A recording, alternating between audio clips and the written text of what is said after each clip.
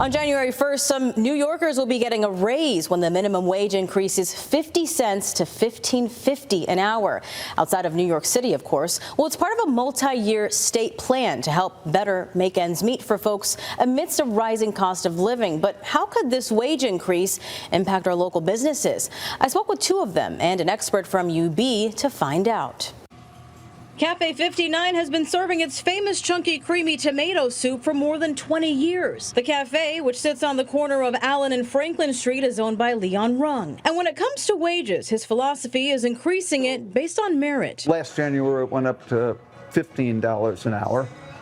Employees who only get the minimum and have been with me for a year are going to get an increase this year. So by the time there is a state increase, his employees are usually at or close to said wage. He says his employees who work in the back of house or kitchen get paid above minimum wage. Servers make minimum wage, but since his restaurant gets a lot of business, the servers are content with it. And if you ask some people, they're against it.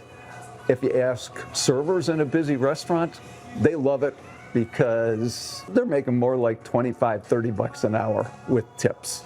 So they don't want the rules to change. They want to keep making tips. Over on Elmwood Avenue, a different story. Our starting wage is $16.50 an hour. Tim Bartlett is a Lexington Co-op general manager who tells me that's thanks to a union contract from 2023, which was when the co-op unionized. Just helps to level the playing field between small local independents and the big chain stores. Just make sure that everybody's being paid a good wage and keeps costs relatively the same between us and a chain store. New York State's minimum wage increase is going up by 50 cents an hour. As of January 1st, 2025, the minimum wage is $16.50 per hour in New York City, Long Island, and Westchester. It goes to $15.50 elsewhere statewide, which is where Western New York falls under. Come 2027, there will be another change. If the CPI goes up by 3% or 5% or whatever in a given year, then that's what the minimum wage will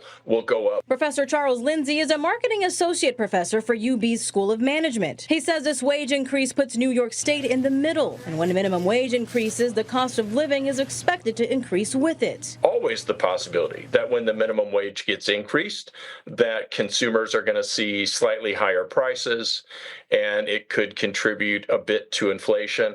On the other side of the coin, greater economic security.